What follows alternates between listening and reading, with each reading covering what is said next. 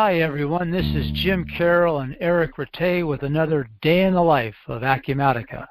Today we're going to focus on dashboards, and we're going to start right off in the product. And this is Acumatica provides literally dozens of dashboards out of the box, and we're going to highlight some of the great features associated with them.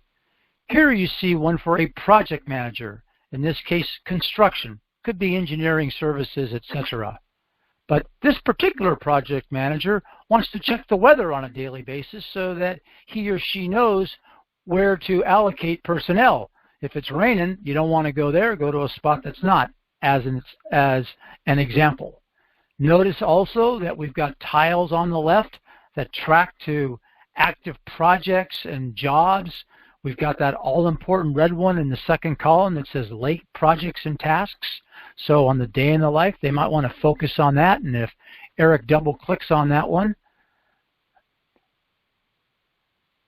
voila, here are the actual projects. And what are you going to, oh, and then we've got the ability, of course, with Acumatica to sort. In this case, we're going to sort on dollars. So we go take a look at the one that's important from a dollar perspective. It could be other criteria like time to finish, the schedule on the calendar, etc. And then if you notice on the right, we've got a side panel, and the side panel shows the individual project as we go from one row to the next in the grid. We see the actual information saving you time, which is a hallmark of the productivity features of Acumatica. So back to the palette of the project. Other things to notice that we have items to approve, things that are in issues. So besides the tiles and the maps, you can also have traditional lists that provide the user a view into their world to optimize their productivity on that given day. So, a project manager. Yeah. And tiles can go from green to yellow to red or vice versa in real time if you want. So then it becomes an alert system. Good point. Good point. So it obviously directs you by color coding what to spend your attention on. Okay, so where do we go now? We go to the controller. Okay, let's do the controller. Yeah. So here the controller has the AR and the AP and other individuals working for them. So notice you've got the left side for receivables and the right side for payables. You could flip it around if you like. This is all configurable. Again, we've got the color-coded tiles that track things in good position, yellow things that may need attention, red things that are a problem that day. We've got some bar charts here that we can go back and forth on in terms of the flows and the directions. So all of these types of things, period expenses. Why? Because the CFO has charged the controller that she is responsible for monitoring that. And then you look at aging, and you've got a donut widget. You can have a bar chart widget, all the normal types of widgets on hand. And once again, I think notice we've got in the second column there a huge overdue balance of $8 million. This is a rather well-to-do user. But in the second row, third column to the right, $170 million cash on hand. And that, why don't you open up that widget just for a second and show Eric how one can set the constraints. In this case, it was, if it was 150 million or 200 million, that would be red versus green type of thing as an example. And so just simply going to the pencil, it allows you to edit the settings, to put in the levels, and this is a way that you can take the out-of-the-box Acumatica widgets and then easily at the end user level modify them for your needs. So all good stuff. Anything else on this one, Eric? No. Okay. Let's move to the Serum Flow. All right. Why don't you take this one, Eric?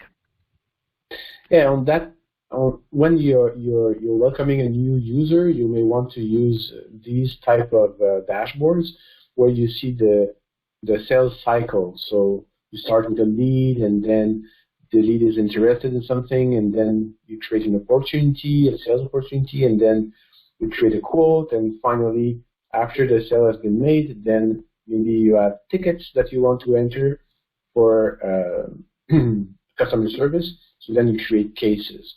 So this is the workflow of CRM that is included in Acumatica, but when you click on any of these tiles, it brings you directly to the screen. So here is the opportunity screen, and you can have different side panels as well.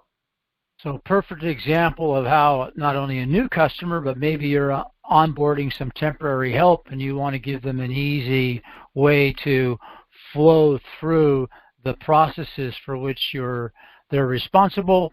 Acumatica provides that type of flow charting right out of the box. So now we're going to move to purchasing. Okay, great. So purchasing again, you have approval matrix that you can set into Acumatica. And Acumatica is multi-branch, multi-company, multi-user, multi-warehouse, and so multi-currency. And so you can bring the purchasing data from one company on another or branch on another simply by selecting one other branch. So then the purchasing manager of that branch sees the data currently, and the system is also capable of monitoring the trends between one quarter to another. So it gives you data information as well. And then if I understand it correctly, on the approvals, you can have a 2-step approval or a 5-step approval or a 10-step approval by user, approval by department. So you've got a multi situation also just in the approval processes themselves. And then again, note how you've got tiles on one side, you've got bar on the purchasing trends, you've got bar chart type widgets, and then on the bottom there, you've got purchase suggestions. So Acumatica has got all sorts of replenishment logic that runs automatically, and so when your stock gets low, it's going to indicate to the purchasing group that it's time to make a decision on whether to replenish or buy more product. And here it comes right on your pallet that you use on a daily basis, so you don't have to run an extra report or things associated with products that are older technology than Acumatica. So, here we are in the customer view. Perfect.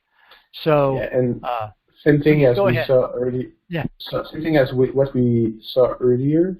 We can filter for certain customers. So I've got 4,000 orders to ship, but when I filter for a given customer, then all these tiles and pie chart will be refreshed according to for that given customer. So that customer is calling us because the orders are late, but maybe it's because it's overdue in its AR. So yeah, so this is why. So right there, when the customer calls, I can find the information on the tip of my finger. Yep, and then we have the ability to do things like restrictive views, so that if you have certain sales personnel that can see customer 1 but not customer 2 because it's not their customer, something of that nature. Notice also that before we showed you an integration to a map.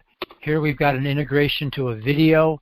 The video could be important to an end user or user in terms of how to do a particular job. And then we've also here integrated Excel. And the beauty here is that maybe the company in this example offers credit terms. So the customer says, well, how much is this going to cost me at 6%, etc. And so now I've got a simple little calculation built into my palette in Acumatica in Excel that allows in this case, the salesperson to be able to quote in real time based upon the criteria that the customer has asked. So we've also got a PowerPoint that we'll finish on, and when we talk about a day in the life, we always like to stress these things about Acumatica. One, it's user-focused, and today with dashboards, we hope we have proven that point. 2, we talked a little bit about how the replenishment logic was provided, or tasks were automatically provided, or approvals were automatically provided. All these things get triggered in the background at no charge to you. So it's like having a 7x24 no-charge employee at your disposal. Third, we incorporate the Internet of Things. So we showed how we could incorporate maps to track weather patterns for the disposition of personnel, or how we can incorporate Excel and other reporting tools into the Acumatica product. So all this integration of all the tools that exist on the web can be integrated into the user experience with Acumatica. And finally, Acumatica distinguishes itself because it has offerings for unlimited user pricing. And because Acumatica is so robust, we find firms in ERP extending the use of the product to more and more users.